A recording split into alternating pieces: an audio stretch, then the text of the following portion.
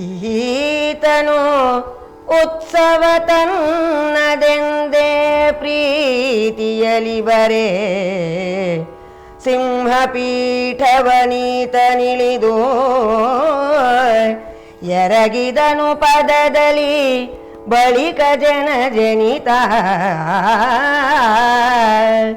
ಸೂತ ಸುತನಿವನೆಂದು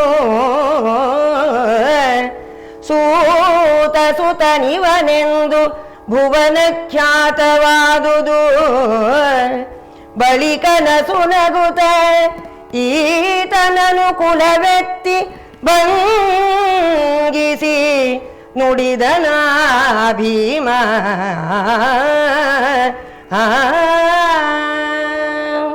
ಅಧಿರಥನಿಗೆ ಅತ್ಯಂತ ಸಂತೋಷವಾಗಿದೆಯಂತೆ. ತನಗೇ ಪಟ್ಟಾಭಿಷೇಕವನ್ನ ಮಾಡಿದ್ರು, ತಾನೇ ರಾಜನಾದನು ಅನ್ನತಕ್ಕಂತಹ ಸಂತೋಷದಲ್ಲಿ ಓಡೋಡಿ ಆ ಸ್ಪರ್ಧೆ ನಡೆಯತಕ್ಕಂತಹ ಜಾಗಕ್ಕೆ ಬಂದ. ಆ ರಂಗ ಪ್ರವೇಶವನ್ನ ಮಾಡ್ತಾ ಇದ್ದಾನೆ ಅವನು ಕೂಡ. ಅದನ್ನ ತಂದೆ ಬರ್ತಾ ಇರ್ತಕ್ಕಂತಹದನ್ನ ಕರ್ಣ ನೋಡ್ದ. ಕರ್ಣ ನೋಡೋಣ ಆ ಸಿಂಹಾಸನ ಮೇಲಿರದೆ ತಕ್ಷಣ ಎದ್ದು ಬಂದುಬಿಟ್ಟು ಅಧಿರಥನಿಗೆ ನಮಸ್ಕಾರ ಮಾಡಿ ತಂದೆ ಅಂತ ಹೇಳಿಬಿಟ್ಟು ಆತನಿಗೆ ನಮಸ್ಕಾರವನ್ನ ಮಾಡ್ದ. ಅಪ್ಪ ಬಂದ್ರ ಹಾಗೇ ಅಂತ ಹೇಳಿ ಕೇಳಿದ ಕೂಡಲೇ ಏನಾಯ್ತು, ಇವನ ತಂದೆ ಯಾರು ಅಂತ ಗೊತ್ತಾಯ್ತು. ಇವನು ಸೂತನ ಮಗ ಅನ್ನತಕ್ಕಂಥದ್ದು ಭುವನ ಖ್ಯಾತವಾಯಿತು, ಜನಜನಿತವಾಯಿತು. ಎಲ್ಲರಿಗೂ ಕೂಡ ಇವನು ಸೂತ ಪುತ್ರ ಅನ್ನತಕ್ಕಂಥದ್ದು ಗೊತ್ತಾಯ್ತು. ಆ ಗೊತ್ತಾದ ಕೂಡಲೇ ಇದೆಲ್ಲವನ್ನೂ ಮಾಡ್ದ. ಅವನನ್ನು ಕೂಡಿಸಿ ಅಂಗಪಟ್ಟಾಭಿಷೇಕವನ್ನು ಮಾಡಬಿಟ್ಟ ದುರ್ಯೋಧನ. ಅದೆಲ್ಲವನ್ನ ನೋಡ್ತಾ ಇದ್ದಾರೆ ಪಾಂಡವರು. ಭೀಮನು ನೋಡ್ದ. ಈಗ ಅವನು ಸೂತ ಪುತ್ರ ಅಧಿರಥನ ಮಗ ಅನ್ನೋದು ಗೊತ್ತಾದ ಕೂಡಲೇ ಮತ್ತೆ ಭೀಮ ಆ ಕರ್ಣನನ್ನು ಹಂಗಿಸ್ತಾ ಇದ್ದಾನೆ. ಅಲ್ವೋ, ಸಾರಥಿಯ ಮಗ, ಸೂತನ ಮಗ ನೀನೆಲ್ಲೋ ಚಂದ್ರವಂಶ ಧವಳ ಶುಭ್ರವಾಗಿರ್ತಕ್ಕಂತಹ ಚಂದ್ರವಂಶದಲ್ಲಿ ಉತ್ಪನ್ನನಾಗಿರ್ತಕ್ಕಂತಹ ಅರ್ಜುನ, ರಾಜಕುಮಾರ ಅರ್ಜುನ ಎಲ್ಲೋ, ನಿನಗೆ ಅವನು ಸರಿಸಾಟಿಯೇನೋ ಅಲ್ವಾ? ನಿನಗೆ ಅದೇ ಸರಿ ಕಣ. ರಥ ಓಡಿಸೋದು, ಚಾಟಿ ಹಿಡ್ಕೊಂಡು ರಥನ ಓಡಿಸೋದು, ಅದು ನಿಮ್ಮ ಪಾರಂಪರಿಕವಾಗಿ ಬಂದಿರತಕ್ಕಂತಹ ವಿದ್ಯೆ. ಅದನ್ನೇ ಮಾಡು, ಅದು ನಿನಗೆ ಸರಿ ಹಾಗೆ ಅಂತ ಹೇಳಿಬಿಟ್ಟು ಅಂತೂ ಚೆನ್ನಾಗಿದೆ ಸೂತನ ಮಗ ಮಹಾರಾಜ. ಅಂಗರಾಜ್ಯದ ಪಟ್ಟಾಭಿಷೇಕ ಆತನಿಗಾಯಿತು, ಅಂಗರಾಜ್ಯಾಧಿಪತಿ ಆಗಬಿಟ್ಟ ಹಾಗೆ ಅಂತೇಳಿ ವ್ಯಂಗ್ಯವಾಗಿ ಭೀಮ ಹಂಗಿಸಿದ ಮತ್ತೆ ಕರ್ಣನನ್ನ. ಆಗ ಮತ್ತೆ ದುರ್ಯೋಧನ ಹೇಳ್ತಾ ಇದ್ದಾನೆ, ಕುಲವೆಂದು ಹೊಡೆದಾಡದಿರಿ, ನಿಮ್ಮ ಕುಲದ ನೆಲೆಯನೇನಾದನು ಬಲ್ಲಿರಾ ಅಂತೇನೆ ಕನಕದಾಸರು ಹಾಡಿದ್ರು. ಅದನ್ನೇ ದುರ್ಯೋಧನ ಇಲ್ಲಿ ಹೇಳ್ತಾ ಇದ್ದಾನೆ. ಇವನ ತಂದೆಯದಾರು ಪಾಂಡುವ ಪವನನೋ, ಕೃಪ ನಿಮ್ಮ ಜನ್ಮವನೆವಗೆ ಹೇಳಿರೆ, ಹಿರಿಯ ಗುರುಗಳ ತಾಯದಾವವಳೋ ಅವಘಡಿಸದಿರಿ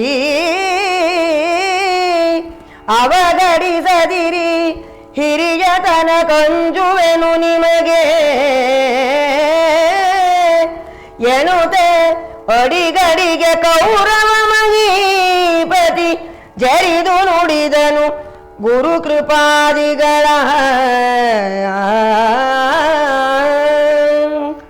ಆಗ ದುರ್ಯೋಧನ ಹೇಳ್ತಾ ಇದ್ದಾನೆ, ಮಹಾಮಹಿಮನಾಗಿರ್ತಕ್ಕಂತಹ ದೇವ ಸೇನಪತಿ ಆ ತಾರಕಾಸುರನನ್ನ 7 ದಿವಸಗಳಲ್ಲಿ ಸಂಹಾರ ಮಾಡಿರ್ತಕ್ಕಂತಹ ಷಣ್ಮುಖನ ತಂದೆ ತಾಯಿ ಯಾರು ಅನ್ನತಕ್ಕಂಥದ್ದು ಇವತ್ತಿಗೂ ಕೂಡ ರಹಸ್ಯವಾಗಿಯೇ ಉಳಿದಿದೆ.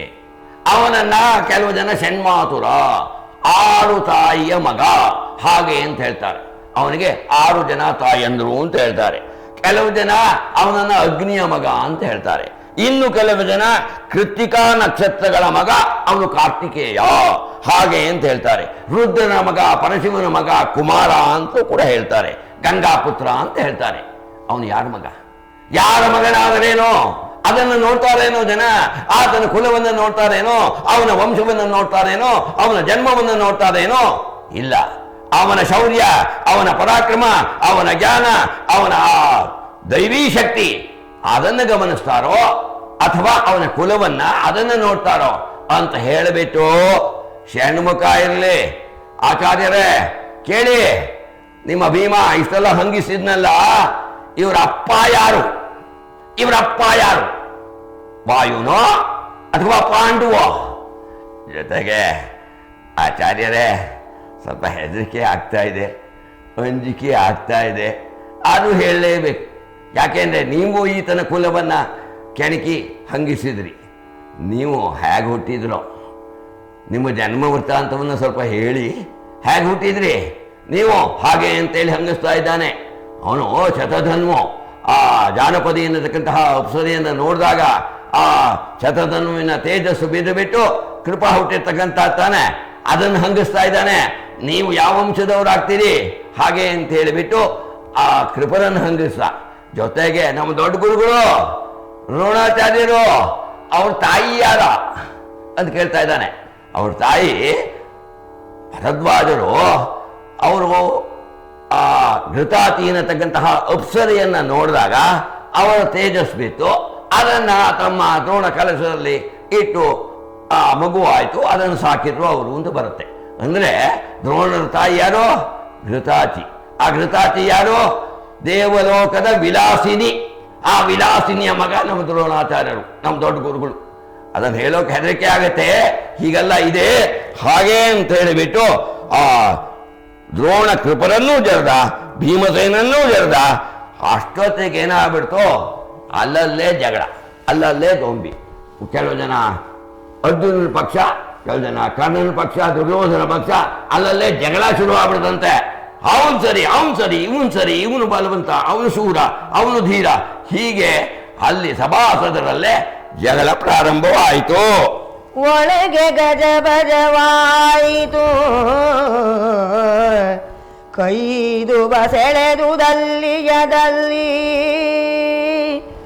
ಗುರು ಕೃಪರುಲುಹ ಕೇಳುವರಿಲ್ಲ. ಕೈದೊಳಸಾಯಿತು ಕಳನೊಳಗೆ ಇಳಿದು ಭೀಷ್ಮಾದಿಗಳು ತಮ್ಮಯ ನಿಲಯ ಕೈದಿದರು. ಎರಡು ಬಲ ತಮ್ಮೊಳಗೆ ತಾವೇ ಹರಿದುದು ರಾಯ ಕೇಳೆಂದ.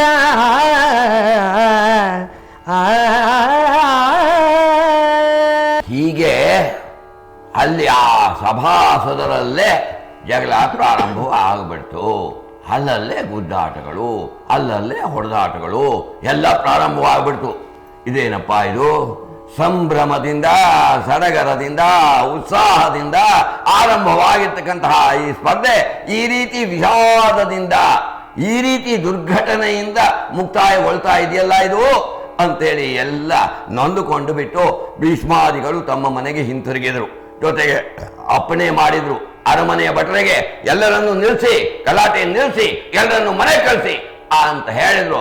ಆ ಅರಮನೆಯ ಭಟ್ರು ಎಲ್ಲ ಲಾಠಿ ಚಾರ್ಜ್ ಅಂತ ನಾವು ಏನು ಹೇಳ್ತೀವಿ, ಅಶ್ರುವಾಯು ಲಾಠಿ ಚಾರ್ಜ್ ಅಂತ ಈಗ ಮಾಡ್ತಾರಲ್ಲ ಜನರನ್ನು ಚರ್ಚಿಸೋಕೆ, ಆ ರೀತಿ ಅವರು ದೊಣ್ಣೆಯಿಂದ ತಗೊಂಡು ಎಲ್ಲರಿಗೂ ಹೊಡ್ತಾ, ಎಲ್ಲ ಮನೆಗೆ ಹೋಗಿ ಮುಕ್ತಾಯವಾಯ್ತು, ಸ್ಪರ್ಧೆ ಮುಗೀತು ಹಾಗೆ ಅಂತೇಳಿ ಎಲ್ಲರನ್ನೂ ಕೂಡ ಮನೆಗೆ ಕಳಿಸ್ತಾ ಇದ್ದಾರೆ. ಅವರು ಮನೆಗೆ ಹೋಗ್ತಾ ಅಲ್ಲೇ ಮಾತಾಡ್ಕೊಳ್ತಾ ಇದ್ದಾರೆ. ಹಾಗೆ ಆ ಭೀಮ ಆ ಭೀಮನ ಪರಾಕ್ರಮ ಅಂದ್ರೆ ಭೀಮಂದು ಕಂಡ್ರೆ ಹಾಗೆ ಅಂತ ಕೆಲವು ಜನ ಹೇಳ್ಕೊಂಡು ಹೋಗ್ತಾ ಇದ್ದಾರೆ. ಕೆಲರು ಭೀಮನನು, ಅರ್ಜುನನ ಕೆಲರು, ಕರ್ಣನ ಕೌರವೇಂದ್ರನ ಕೆಲರು ಹೊಗಳುತ್ತ ಬಂದು ಹೊಕ್ಕರು ಹಸ್ತಿನಾಪುರವ. ಬಳಿಕಲ ಮರುದಿವಸದಲ್ಲಿ ಮಕ್ಕಳುಗಳೆಲ್ಲರ ಕರೆಸಿ ಗರುಡಿಯ ನಿಲಯದಲ್ಲಿ ಕುಳ್ಳಿರ್ದು ಗುರು ನುಡಿದನು ಕುಮಾರರಿಗೆ.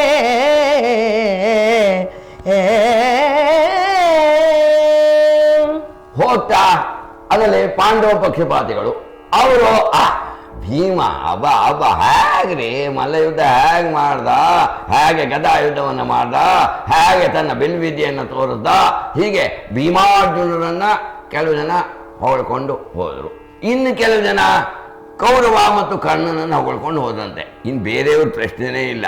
ಅಲ್ಲಿ ಮುಖ್ಯವಾಗಿ ಎಲ್ಲಿಗೂ ಕೂಡ ಕಂಡದ್ದು ಆ ಭೀಮಾರ್ಜುನರ ಯುದ್ಧ, ಅವರ ಪರಾಕ್ರಮ, ಅವರು ತೋರಿಸಿರ್ತಕ್ಕಂತಹ ಆ ರೀತಿ, ಅದು ಮೆಚ್ಚುಗೆ ಆಗಿಬಿಟ್ಟು ಅವರು ತಮ್ಮಲ್ಲಿ ಹೊಗಳ್ತಾ ಆ ಭೀಮಾರ್ಜುನರನ್ನ ಕೆಲವು ಜನ ಹೊಗಳ್ತಾ ಹೋಗ್ತಾ ಇದ್ದಾರಂತೆ.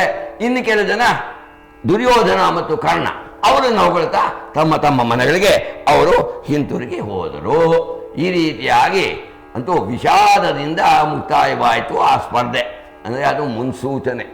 ಅಂದರೆ ಈ ಕೌರವ ಪಾಂಡವರು ಎಂದಿಗೂ ಶತ್ರುಗಳಾಗಿಯೇ ಇರ್ತಾರೆ, ಮುಂದೆ ಶತ್ರುಗಳಾಗಿಯೇ ಯುದ್ಧ ಮಾಡ್ತಾರೆ, ಶತ್ರುಗಳಾಗಿಯೇ ಹೋರಾಡ್ತಾರೆ, ಶತ್ರುಗಳಾಗಿಯೇ ನಾಶವಾಗ್ತಾರೆ ಅನ್ನೋ ಮುನ್ಸೂಚನೆಯನ್ನು ಹಾಗೆ ಈ ರೀತಿ ವಿಷಾದದಿಂದ ಆ ಸ್ಪರ್ಧೆ ಮುಕ್ತಾಯವಾಯಿತು. ಆಮೇಲೆ ಮರುದಿವಸ ಆಚಾರ್ಯರು, ಗುರುಗಳು, ದ್ರೋಣಾಚಾರ್ಯರು ಎಲ್ಲರನ್ನೂ ಕರೆಸಿದ್ರಂತೆ. 105 ಜನ, 106 ಜನ. ಯಾಕೆಂದರೆ 100 ಜನ ಧೃತರಾಷ್ಟ್ರನ ಮಕ್ಕಳು, ಒಬ್ಬ ದಾಸಿ ಪುತ್ರ ಯುಯುತ್ಸು ಅವನು, 101 ಜನ ಅವರು, ಮತ್ತು 5 ಜನ ಪಾಂಡವರು, ಕರ್ಣ ಮುಂತಾದವರು ಎಲ್ಲರನ್ನೂ ರಾಜಕುಮಾರನೆಲ್ಲ ಕರೆದು ಬಿಟ್ಟು ಅವರು ಹೇಳ್ತಾ ಇದ್ದಾರಂತೆ. ಏನಪ್ಪ ಕೇಳ್ತಾ ಇದ್ದಾರೆ ನೋಡಿ ಹೇಗೆ ಮಾತಾಡಿಸ್ತಾ ಇದ್ದಾರೆ ಅಂತ. ದ್ರೋಣರು ತಮ್ಮ ಶಿಷ್ಯರನ್ನ ಹೇಗೆ ಮಾತಾಡಿಸ್ತಾ ಇದ್ದಾರೆ ಕೇಳಿ. ಏನಿರೈ ಕುರುವಂಶ ನಳಿನಿ ಭಾನುಗಳಿರ ವಿದಗ್ಧ ಜನ ಸುರದೇನುಗಳಿರ ಆವಿಂದು ನಿಮ್ಮಲಿ ದಕ್ಷಿಣಾರ್ಥಿಗಳು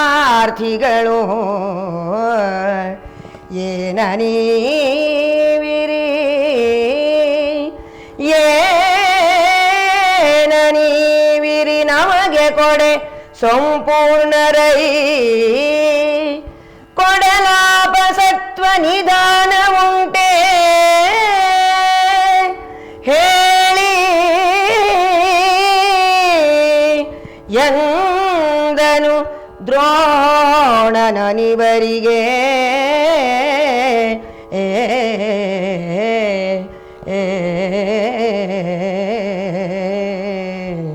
ದ್ರೋಣರು ತಮ್ಮ ಶಿಷ್ಯರನ್ನ ಕುರಿತು ಬಿಟ್ಟು ಮಾತಾಡಿಸ್ತಾ ಇದ್ದಾರೆ. ಏನಿರೈ, ಏನು ಎಲ್ಲ ಕೇಳಿ. ಕುರುವಂಶ ನಳಿನಿ ಭಾನುಗಳಿರ. ಕುರುವಂಶ ಅನ್ನತಕ್ಕಂತಹ ಕಮಲವನ್ನ ಅರಸತಕ್ಕಂತಹ ಸೂರ್ಯಂದಿರೇ ಅಂತ. ಇದರ ಸ್ವಾರಸ್ಯ ಏನು ಅಂತಂದ್ರೆ, ಒಬ್ಬ ಸೂರ್ಯ ಪ್ರಪಂಚದಲ್ಲಿ ಇರ್ತಕ್ಕಂತಹ ಲಕ್ಷ ಲಕ್ಷ ಸರೋವರ ಇರ್ಬೋದು, ನದಿಗಳಿರ್ಬೋದು, ಅಲ್ಲಿರ್ತಕ್ಕಂತಹ ಕೊಳಗಳಿರ್ಬೋದು, ಅಲ್ಲಿರ್ತಕ್ಕಂತಹ ಕಮಲಗಳೆಲ್ಲವನ್ನೂ ಕೂಡ ಅರಳಿಸ್ತಾನೆ ಒಬ್ಬ ಸೂರ್ಯ. ಇಲ್ಲಿ ಕಮಲ ಇರ್ತಕ್ಕಂಥದ್ದು ಒಂದೇ. ಯಾವುದು? ಕುರುಕುಲ ಅನ್ನತಕ್ಕಂತಹ ಕಮಲವನ್ನ ಅರಳಿಸೋಕೆ 106 ಜನ ಸೂರ್ಯರು. ಒಬ್ಬ ಸೂರ್ಯ ಲಕ್ಷಾಂತರ ಕಮಲವನ್ನು ಅರಳಿಸ್ತಾನೆ. ಈ ಕುರುವಂಶ ಅನ್ನತಕ್ಕಂತಹ ಕಮಲವನ್ನು ಅರಳಿಸೋಕೆ 106 ಜನ ಸೂರ್ಯಂದ್ರಿದ್ದಾರೆ. ಅಂದ್ರೆ ಅರಳದೇ ಇರುತ್ತೇನೋ ಅಂತಹ ಸೂರ್ಯ ಸಮಾನರಾಗಿರ್ತಕ್ಕಂತಹ ನೀವುಗಳು ನೋಡಿ. ಜೊತೆಗೆ ನೀವು ವಿದಗ್ಧ ಜನ ಸುರಧೇನುಗಳು. ಯಾರು ವಿದ್ವಾಂಸರೋ, ಯಾರು ಕವಿಗಳೋ, ಯಾರು ಸಜ್ಜನರೋ, ಯಾರು ಆರ್ತರೋ ಅವರಿಗೆ ಸುರಧೇನುಗಳು ಏನನ್ನು ಬೇಕಾದ್ರೂ ಕೊಟ್ಬಿಡ್ತೀರಿ. ಅಷ್ಟು ಐಶ್ವರ್ಯ ಸಂಪತ್ತೂ ಇದೆ. ನೀವು ಬೇಕಾದ ಹಾಗೆ ಕೊಡ್ತೀರಿ. ಕಾಮಧೇನುವಿನ ಹಾಗೆ ಎಲ್ಲವನ್ನು ಕೂಡ ಅವರಿಗೆ ಜನರಿಗೆ, ವಿದ್ವಾಂಸರಿಗೆ ನೀವು ಕೊಡ್ತಕ್ಕಂಥವರಾಗಿದ್ದೀರಿ. ಇವತ್ತು ನೀವೆಲ್ಲ ವಿದ್ಯೆಯನ್ನು ಕೂಡ ಕಲ್ತಿದ್ದೀರಿ. ಸಾಂಗವಾಗಿ ಎಲ್ಲ ಶಸ್ತ್ರವಿದ್ಯೆ, ಶಾಸ್ತ್ರವಿದ್ಯೆ ಎಲ್ಲವನ್ನೂ ನಿಮಗೆ ಕಲಿಸಿದ್ದೇನೆ. ಕೊನೆಯಲ್ಲಿ ಗುರುಗೆ ಗುರುದಕ್ಷಿಣೆ ಕೊಡಬೇಕು ಅಂತಿದೆ. ನಿಮಗೆ ಕೊಡೋ ಸಾಮರ್ಥ್ಯ ಇದೆ, ಗೊತ್ತಿದೆ ನನಗೆ. ಏನನ್ನು ಈ ವಿಧಿ ನಮಗೆ ಕೊಡೆ, ನಮಗೆ ಕೊಡೋದಕ್ಕೆ ನಿಮಗೆ ಸಾಮರ್ಥ್ಯ ಇದೆ, ಏನನ್ನು ಕೇಳಿದ್ರು ನೀವು ಕೊಡ್ತೀರಿ ಅಂತ ಹೇಳಿಬಿಟ್ಟು, ಆಯ್ತಪ್ಪ ನೀವು ಕೊಡ್ತೀರಾ, ನಾನು ಕೇಳಿರ್ತಕ್ಕಂತಹ ಗುರುದಕ್ಷಿಣೆಯನ್ನು ನಿಮಗೆ ಕೊಡೋದಕ್ಕೆ ಸಾಧ್ಯ ಇದೆಯೇ ಸತ್ವ ಇದೆಯೇ? ನೀವೇನು ಕೊಡ್ತೀರಿ ನಿಜ, ನನಗೆ ಗೊತ್ತಿದೆ. ಅದು ನಾನು ತಿಳ್ಕೊಳ್ಬೇಕಲ್ಲ. ನಾನು ಕೇಳತಕ್ಕಂತಹ ಗುರುದಕ್ಷಿಣೆಯನ್ನ ನಿಮಗೆ ಕೊಡುವುದಕ್ಕೆ ಸಾಮರ್ಥ್ಯ ಇದೆಯೇ ಹೇಳಿ. ಹಾಗೆ ಅಂತ ಹೇಳೋಣ. ನೋಡಿ, ಒಟ್ಟಿಗೆ ಹೇಳ್ಬಿಟ್ರಂತೆ ಎಲ್ಲ ಶಿಷ್ಯರು ಕೂಡ, ಅಯ್ಯೋ ನೀವು ಗುರುದಕ್ಷಿಣೆ ಕೇಳೋದು ಅಂದ್ರೇನು, ನಾವು ಕೊಡೋದು ಅಂದ್ರೇನು, ಕೊಟ್ಟೆವು ಕೊಡ್ತೀವಿ ಅಂತ ಹೇಳಿಬಿಟ್ಟು ಅವರೆಲ್ಲರೂ ಒಟ್ಟಿಗೆ ಹೇಳ್ತಾ ಇದ್ದಾರೆ. ಆವುದನು ಬಯಸುವಿರಿ ನಿಮ್ಮಡಿ ಯಾವ ಕಾರ್ಯವ ಬೆಸಸಿದುದ ತಂದೀವೆವು, ಇದಕ್ಕೆ ವಿಚಾರವೇನೆಂದರು ಕುಮಾರಕರು. ತೀವಿದಗ್ಗದ ಹರುಷರಸದಲ್ಲಿ ಭಾವನೆ ನೆದುದು ಮುನಿಗೆ, ತೀವಿದಗ್ಗದ ಹರುಷರಸದಲ್ಲಿ ಭಾವನೆ ನೆದುದು ಮುನಿಗೆ, ವರ ಶಿಷ್ಯಾವಳಿಗೆ ನುಡಿದನು ನಿಜಾಭಿಪ್ರಾಯ ಸಂಗತಿಯ.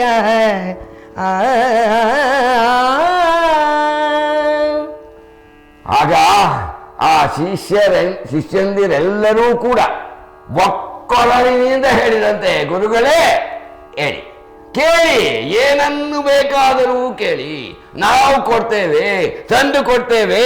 ಇದರಲ್ಲಿ ವಿಚಾರ ಮಾಡೋದಿದೆಯೇ? ಇದರಲ್ಲಿ ವಿಚಾರಕ್ಕೆ ಪ್ರಶ್ನೆನೇ ಇಲ್ಲ. ನೀವು ಕೇಳಬೇಕು, ನಾವು ಕೊಡಬೇಕು, ಅದೇ ಕರ್ತವ್ಯ. ನೀವು ಇದರಲ್ಲಿ ವಿಚಾರ ಮಾಡ್ತೀವಿ, ನಮಗಾಗತ್ಯೆ ಇಲ್ವೇ, ಪ್ರಶ್ನೆನೇ ಇಲ್ಲ. ನೀವೇನನ್ನ ಕೇಳ್ತೀರೋ ಅದನ್ನ ನಾವು ತಂದು ಕೊಡ್ತೇವೆ, ಕೇಳಿ, ಏನನ್ನು ಬೇಕಾದರೂ ಕೇಳಿ. ಹಾಗೆ ಅಂತೇಳಿ ಆ ಶಿಷ್ಯಂದಿರೆಲ್ಲರೂ ಕೂಡ ಒಕ್ಕೊರಲಿನಿಂದ ಹೇಳಿದರು. ಆಗ ಆ ಸಂತೋಷ ಹೆಚ್ಚಾಗ್ಬಿಟ್ಟಂತೆ.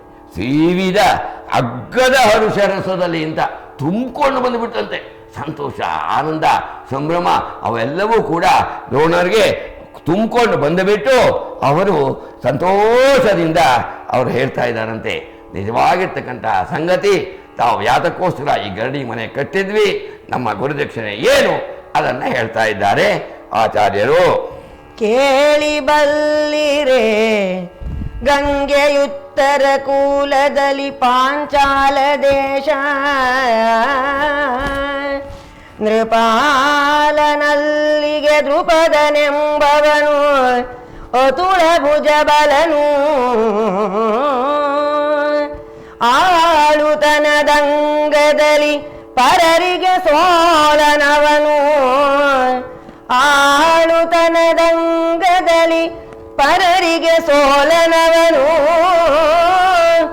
ಒಟ್ಟೈಸಿ ದೃಪದ ನೃಪಾಲಕನ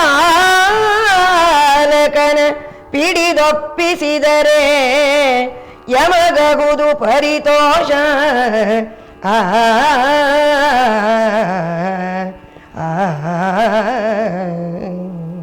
ನೀವು ಕೇಳಬಲ್ಲಿರಿ, ಗೊತ್ತೇ ಇರುತ್ತೆ. ಯಾಕೆ ಅಂದರೆ ಆಗಿನ ಕಾಲದಲ್ಲಿ ಅತ್ಯಂತ ದೊಡ್ಡ ರಾಜ್ಯಗಳು ಅಂದರೆ ದೇಶಗಳು ಅಂತಂದರೆ ಒಂದು ಪಾಂಚಾಲ ದೇಶ, ಇನ್ನೊಂದು ಕುರುದೇಶ. ಈ ಕುರುದೇಶ ಇವರಿರ್ತಕ್ಕಂತಹ ದೇಶ ಪಾಂಚಾಲ ದೇಶ. ಪಾಂಚಾಲದ ದೇಶದ ಬಗ್ಗೆ ನೀವು ಕೇಳೇ ಇರ್ತೀರಿ. ಅದು ಗಂಗಾ ನದಿಯ ಉತ್ತರ ತೀರದಲ್ಲಿ ಇದೆ. ಅದು ಆ ಸಾಮಾನ್ಯನಲ್ಲ. ಅಲ್ಲಿಗೆ ಅರಸ ದ್ರುಪದ ಅನ್ನತಕ್ಕಂತಹ ಮಹಾರಾಜ ಅದನ್ನು ಆಳ್ತಾ ಇದ್ದಾನೆ. ಅವನು ಸಾಮಾನ್ಯ ಅಂತ ತಿಳ್ಕೊಳ್ಬೇಡಿ, ಅತುಳ ಭುಜ ಬಲನು, ಅತುಳವಾಗಿರ್ತಕ್ಕಂತಹ ಮಹಾಪರಾಕ್ರಮಶಾಲಿ, ಮಹಾಶೂರ, ಮಹಾಧೀರನಾಗಿದ್ದಾನೆ. ಆತನನ್ನ ಯುದ್ಧದಲ್ಲಿ ಸೋಲಿಸ್ತಕ್ಕಂಥವರೇ ಇಲ್ಲ ಅಂತ ಹೇಳ್ಬೋದು. ಶತ್ರುಗಳನ್ನು ನಿರ್ನಾಮ ಮಾಡ್ತಕ್ಕಂತಹ ಸಾಮರ್ಥ್ಯವನ್ನು ಹೊಂದಿರತಕ್ಕಂಥವನು.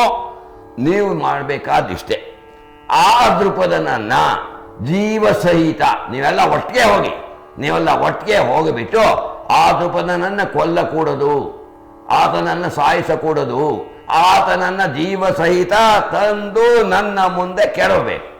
ಇದೇ ನೀವು ನನಗೆ ಕೊಡತಕ್ಕಂತಹ ಗುರುದಕ್ಷಿಣೆ. ಇದನ್ನು ಕೊಡಬಲ್ಲಿರಾ?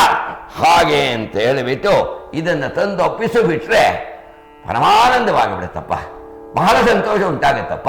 ಹಾಗೆ ಅಂತ ಹೇಳಿ ದ್ರೋಣರು ಹೇಳಿದರು. ಈ ಮಾತನ್ನು ಕೇಳಿದ್ರು ಎಲ್ಲರೂ. ಆ ಕೂಡಲೇ ನೋಡಿ, ಅಲ್ಲೇ ಆ ದುರ್ಯೋಧನ ಕರ್ಣ ಮುಂತಾದವರು ತಮ್ಮಲ್ಲೇ ಮಾತಾಡ್ಕೊಳ್ತಾ ಇದ್ದಾರೆ.